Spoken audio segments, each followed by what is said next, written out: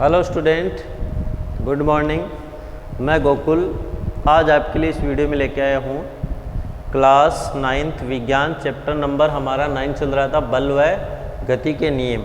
इसका आज हम पार्ट 5 पढ़ने वाले हैं। पार्ट 4 में हमने जो गति के द्वितीय नियम पर आधारित जो कुछ प्रयोग थे, उदाहरण थे, उनके बारे में हमने पढ़ा था। और इस वीडियो में हम जो है वो गति के द्वितीय नियम से प्रथम जो नियम है उसका गणितीय सूत्र किस प्रकार प्राप्त कर सकते हैं उसके बारे में हम पढ़ेंगे। तो हमारा टॉपिक रहेगा गति के द्वितीय नियम के गणितीय सूत्र से द्वितीय नियम के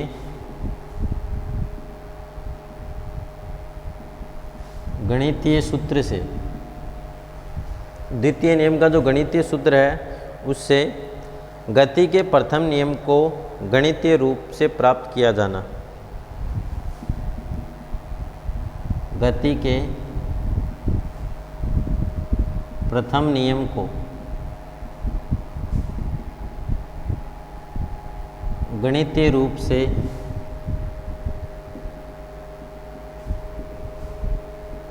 प्राप्त किया जाना। तो हम द्वितीय नियम से प्रथम नियम है वो किस प्रकार से प्राप्त कर सकते हैं, हमारा ये पॉइंट रहेगा अगला। ठीक है, अब इसमें हम देखते हैं कि गति के द्वितीय नियम से हम जानते हैं, ध्यान से देखना, इसमें गति के द्वितीय नियम से। अब गति का द्वितीय नियम क्या कहता है? गति का द्वितीय नियम कहता है F बराबर m a। यही तो है, F बराबर क्या होता है? m into a। ये क्या कहलाता है? गति का सेकंड रूल कहलाता है। अब इस समीकरण को हम ऐसे भी लिख सकते हैं क्या? F बराबर m, a बराबर होता है v माइनस यू बटा टी, लिख सकते हैं। क्योंकि देखो a बराबर क्या होता है? v माइनस यू बटा टी। जो त्वरण होता है वो वेग में परिवर्तन की दर त्वरण कहलाती है। a बराबर हम क्या लिख सकते हैं? v माइनस यू बटा टी। तो ये समीकरण को हम इस प्रकार से लिख सकते हैं। ठीक है, और यदि हम इसको और लिखें तो हम ऐसे लिख सकते हैं एफ टी बराबर M V minus M V, लिख सकते हैं। इसी के अकॉर्डिंग हमने लिखा है। तो ये हमने इसको समीकरण नंबर 2 नाम दी, एफ टी बराबर M V minus M U. यहाँ बताओ F क्या है? वस्तु पर आरोपित बल, m वस्तु का द्रव्यमान, v और u क्या है? प्रारंभिक समय। उसके बाद में v अंतिम समय, अंतिम वेग।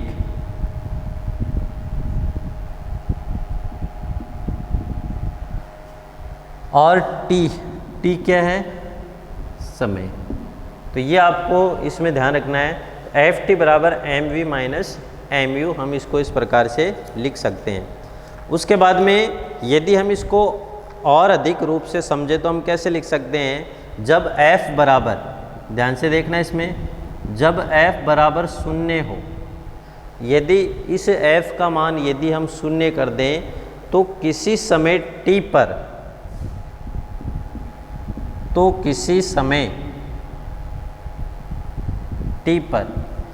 यदि किसी वस्तु के ऊपर f बल लग रहा है तो वो f का मान यदि हम 0 कर दें, इसका मान, तो किसी समय t पर v किसके बराबर होगा? u के बराबर होगा। v बराबर u होगा। अतः इससे क्या स्पष्ट है? v का मान u के बराबर है। इसका मतलब हम क्या बोल सकते हैं? वस्तु समान वेग से चलती रहेगी। अतः वस्तु समान वेग से गति करेगी और v और u बराबर है। इसका मतलब उसके ऊपर कोई बल आरोपित नहीं हो रहा है और v और u बराबर है, तो वस्तु समान रूप से चलती रहेगी। और कभी नहीं रुकेगी। ठीक है। और यदि u बराबर 0, ये फर्स्ट स्थिति है और ये सेकंड स्थिति है। यदि u बराबर 0 हो तो u यानी वस्तु का प्रारंभिक वेग क्या कर दें हम, 0 कर दें, तो v बराबर भी क्या होगा, 0। तो v बराबर भी क्या होगा, 0 होगा। यानी वस्तु का प्रारंभिक वेग ही 0 है, इसका मतलब वो गति करी नहीं, तो उसका अंतिम वेग अपने आप ही क्या होगा, 0 होगा। तो इस स्थिति में हम क्या बोल सकते हैं, वस्तु विरामावस्था में रहेगी। अतः वस्तु विरामावस्था में रहेगी। वस्तु किस अवस्था में रहेगी, विरामावस्था में रहेगी। तो सेकंड आपको ये स्थिति है वो ध्यान में रखनी है। तो यहाँ जो समीकरण 1 गति का द्वितीय नियम, यहाँ समीकरण 1 जो है गति का द्वितीय नियम, समीकरण फर्स्ट है वो किसको प्रदर्शित कर रहा है, गति का जो सेकंड नियम उसको प्रदर्शित करता है। ठीक है। तथा समीकरण 2 गति के प्रथम नियम का गणितीय सूत्र है। तथा समीकरण 2 गति के प्रथम नियम का गणितीय सूत्र है।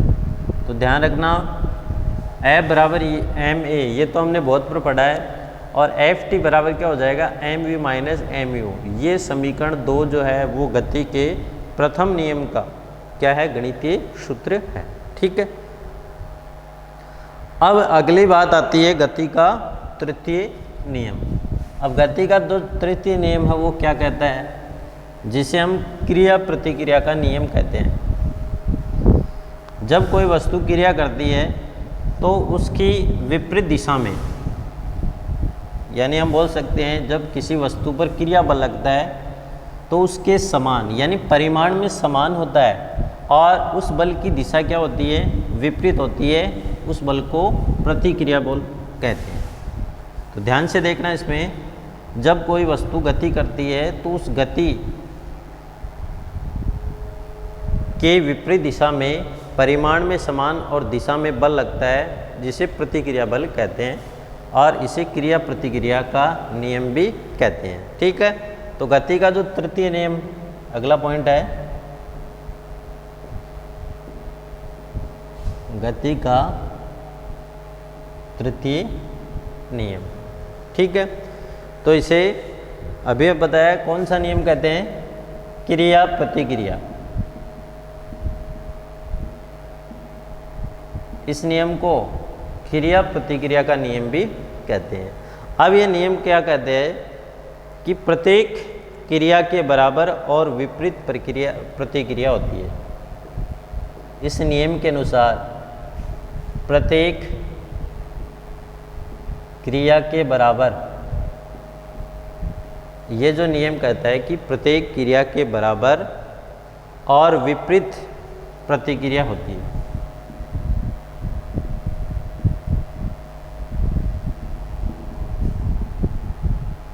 विपरीत प्रतिक्रिया होती है। विपरीत का मतलब दिशा में, विपरीत दिशा में प्रतिक्रिया होती है। तो ये कौन सा नियम कहलाता है, गति का जो थर्ड नियम है, जिसे क्रिया प्रतिक्रिया का नियम कहते हैं। ठीक है। अब इस नियम की यदि हम व्याख्या करें तो हम व्याख्या कैसे बोल सकते हैं, तो इसको ध्यान से पढ़ना है। तो ये जो नियम कहता है कि जब एक वस्तु दूसरी वस्तु पर बल लगाती है, जब एक वस्तु दूसरी वस्तु पर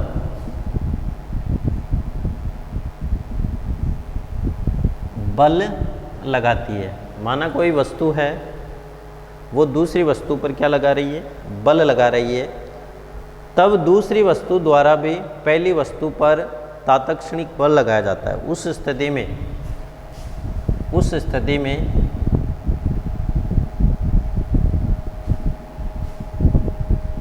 दूसरी वस्तु द्वारा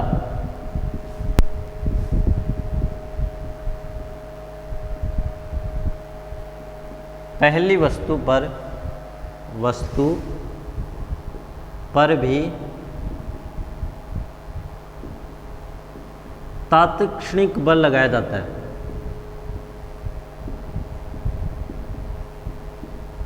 यानी उसी क्षण विपरीत दिशा में एक बल लगता है। जब मान लो यहाँ पे एक वस्तु है और यहाँ पे एक वस्तु है, ये वस्तु इस वस्तु के ऊपर बल लगाती है, तो उसी समय विपरीत दिशा में दूसरी वस्तु द्वारा भी पहली वस्तु पर तात्क्षणिक का मान उसी क्षण बल लगाया जाता है। ये दोनों बल परिमाण में क्या होते हैं, सदैव समान होते हैं। इनका परिमाण हमेशा समान होता है।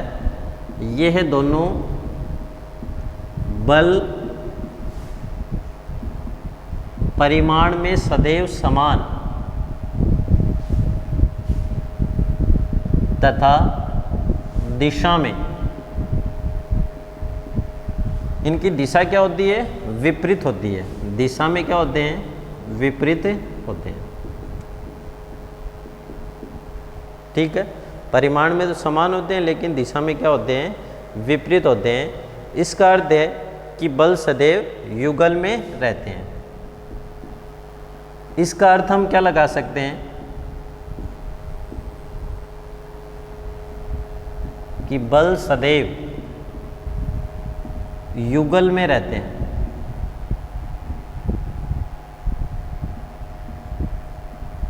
युगल का मतलब ये जो है वो सदैव जोड़े के रूप में रहते हैं। कौन रहते हैं, जो बल लगते हैं आपस में, दिशा उनकी विपरीत होती है लेकिन ये हमेशा जोड़े में कार्य करते हैं, युगल में रहते हैं। ठीक है,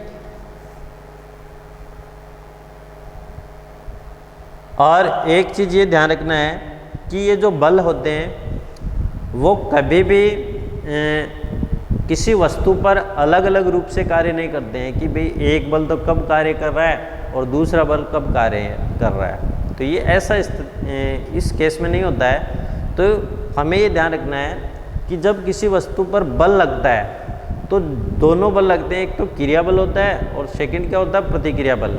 ये जो दोनों बल होते हैं वो परिमाण में समान होते हैं और दिशा में विपरीत होते हैं। और एक इसमें मुख्य बात ये ध्यान रखनी है कि जब ये बल लगते हैं तो ये दोनों बल जो हैं वो एक साथ लगते हैं, एक साथ बल लगते हैं। कौन से बल, क्रिया और प्रतिक्रिया बल एक ही वस्तु पर समान समय में कार्य कर सकते हैं। इसका मतलब हम बोल सकते हैं कि एकल बल का अस्तित्व नहीं होता है।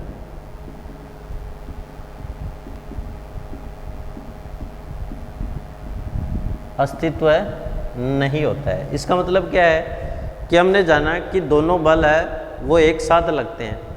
ये नहीं कि किसी वस्तु पर क्रिया बल लगा दें और प्रतिक्रिया बल एकदम नहीं लगेगा, ऐसा बिल्कुल पॉसिबल नहीं है, क्योंकि इसमें ये एक साथ लगते हैं, हमेशा युगल या जोड़े के रूप में पाए जाते हैं। और एकल बल होता है, चाहे क्रिया बल मान लो चाहे प्रतिक्रिया बल मान लो, इनमें एकल बल का अस्तित्व है बिल्कुल नहीं होता है, इनका अस्तित्व शून्य होता है। ठीक है, और ये जो बल होते हैं वो हमेशा जोड़े में रहते हैं, जिसमें एक क्रिया बल होता है और सेकंड कौन सा होता है, प्रतिक्रिया बल होता है। तो आपको ये ध्यान रखने की आवश्यकता है। अब हम कुछ उदाहरणों के द्वारा ये क्रिया प्रतिक्रिया का जो नियम है इस नियम को पढ़ते हैं। वो कौन कौन से उदाहरण हैं जिसको हम देखते हैं, क्रिया प्रतिक्रिया के कुछ उदाहरण।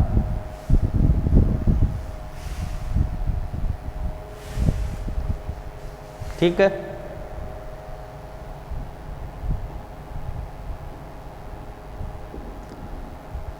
अब इसमें देखो सबसे पहले बात करते हैं एक फुटबॉल को जब खिलाड़ी खेलता है उस स्थिति में। तो ध्यान से देखना इसको। जब एक फुटबॉल को पैर से किक मारता है, जब खिलाड़ी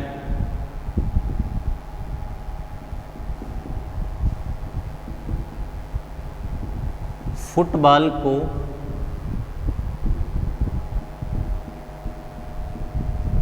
पैर से किक मारता है, जैसे हमने देखा है जो फुटबॉल का खिलाड़ी होता है वो फुटबॉल को पैर से किक मारता है तो पैर में चोट लगती है, अर्थात हम बोल सकते हैं बल लगाता है या बल लगाता है तो पैर में चोट लगती है। ठीक है, तो चोट तो लगेगी। यदि वो सही तरीके से ट्रेंड होता है तो उसको कम आभास होता है, और सामान्यतः जो खिलाड़ी होता है जब वो फुटबॉल की किक लगाता है तो उस स्थिति में उसके पैर में क्या लगती है, चोट लगती है। क्यों लगती है? क्योंकि फुटबॉल पर पैर से जितना बल लगाया जाता है, क्योंकि फुटबॉल पर पैर से जितना बल लगाया जाता है, फुटबॉल द्वारा भी पैर पर लगाए गए बल की विपरीत दिशा में पैर पर बल लगाया जाता है। क्योंकि फुटबॉल पर खिलाड़ी द्वारा पैर से जितना बल लगाया जाता है, जितना बल, जिसको हम बोलते हैं क्रिया बल, जितना बल लगाया जाता है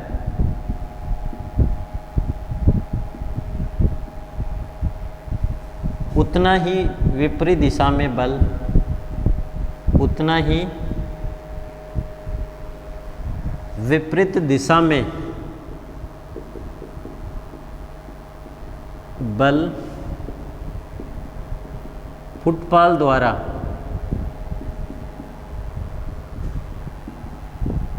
खिलाड़ी के पैर पर लगाया जाता है।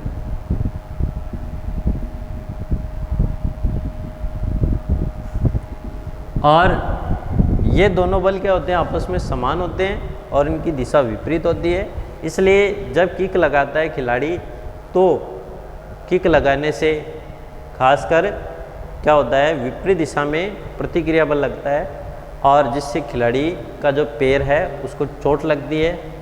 तो अतः हम क्या कह सकते हैं, अतः हम यही कह सकते हैं कि क्रिया और प्रतिक्रिया बल क्या होते हैं, आपस में समान होते हैं। तो आपको ये मुख्य बात है वो ध्यान में रखनी है। ठीक है, और खिलाड़ी के जो चोट लगती है, और ये सब किसके कारण संभव है, गति के तृतीय नियम के अनुसार। ठीक है, सेकंड उदाहरण की यदि हम बात करें तो सेकंड उदाहरण क्या कहता है, दीवार या किसी कठोर सतह पर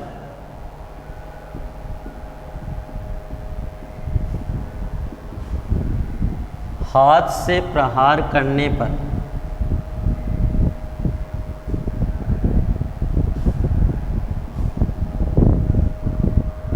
हाथ में चोट लग जाती है। जैसे मान लो कोई दीवार है तो उस दीवार पे कोई मुक्का मारता है तो उस स्थिति में ये जो मुक्का मारने वाला व्यक्ति होता है तो उस व्यक्ति के हाथ में चोट लग जाती है। इसके पीछे कारण क्या है, तो इसके पीछे कारण जो हमने ये देखा था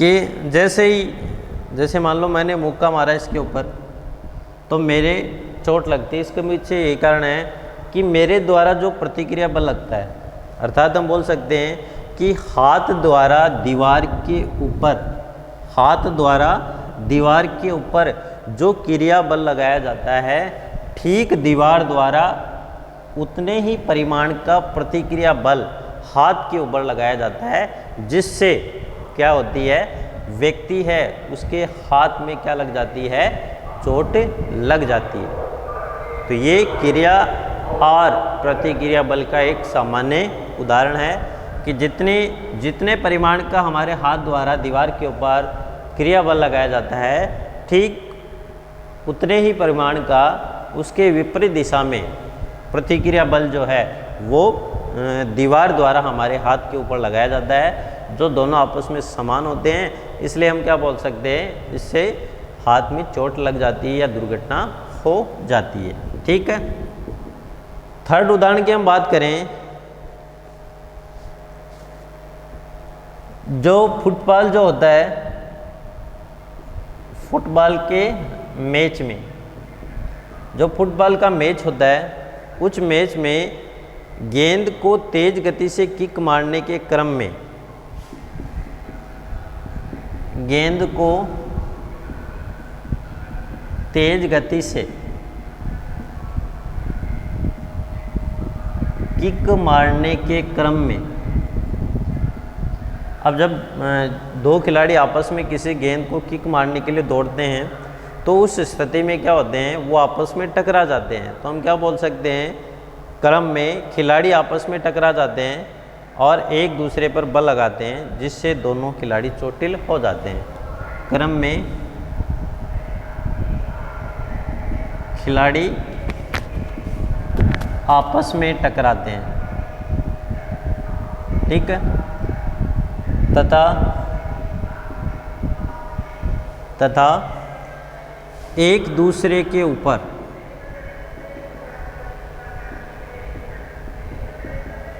बल लगाते हैं। ठीक है। और जब खिलाड़ी आपस में टकराएंगे तो वह एक दूसरे के ऊपर क्या लगाते हैं, बल लगाते हैं। और जब एक दूसरे के ऊपर बल लगाएंगे, इसका मतलब एक खिलाड़ी द्वारा क्रिया बल लगता है और दूसरे के द्वारा प्रतिक्रिया बल लगता है। दोनों परिमाण में समान, दिशा में विपरीत होते हैं। इसलिए जो खिलाड़ी है, इसलिए खिलाड़ी चोटिल हो जाते हैं। इसलिए खिलाड़ी चोटिल हो जाते हैं। इसका मतलब वो चोटग्रस्त होते हैं, दुर्घटनाग्रस्त हो जाते हैं। तो ये आपको एक उदाहरण जो है वो भी आपको याद रखने की आवश्यकता है। ठीक है। इसी प्रकार जैसे हम बात करते हैं चौथे उदाहरण की, जब हम चलते हैं, चलने के क्रम में, जब कोई व्यक्ति चलता है तो उस स्थिति में हम जो है वो अपने पैर के जो पंजे होते हैं, जैसे हम चलते हैं तो हमारे द्वारा पैर के पंजों द्वारा मिट्टी जो है उसको पीछे की ओर धकेलते हैं। जैसे हम पैर उठाते हैं तो पैर उठाएंगे तो जैसे आगे दौड़ेंगे तो जो पंजे होते हैं अंगुलियों के, वो क्या करते हैं, मिट्टी को पीछे की ओर धकेलते हैं। ये तो होता है, मिट्टी को पीछे की ओर धक्का देते हैं, जिससे हम क्या होते हैं, आगे चल जाते हैं। इसका मतलब हम क्या बोल सकते हैं, मिट्टी जो है उसको हम पंजे से पीछे की ओर धक्का देते हैं, तो ये तो क्रिया बल हो गया। इसी प्रकार जो मिट्टी होती है या जो भूमि होती है वो हमें विपरीत दिशा में एक बल लगाती है, जिसे प्रतिक्रिया बल बोलते हैं। इसका मतलब ये दोनों परिमाण में समान है, दिशा में विपरीत है, और उस स्थिति में जो प्रतिक्रिया बल लगेगा तो हम क्या करेंगे, आगे की ओर गति करने लगते हैं। तो ये आपको ध्यान में रखना है। ठीक है। अर्थात हम आगे धक्का देते हैं और आगे बढ़ते हैं। ठीक।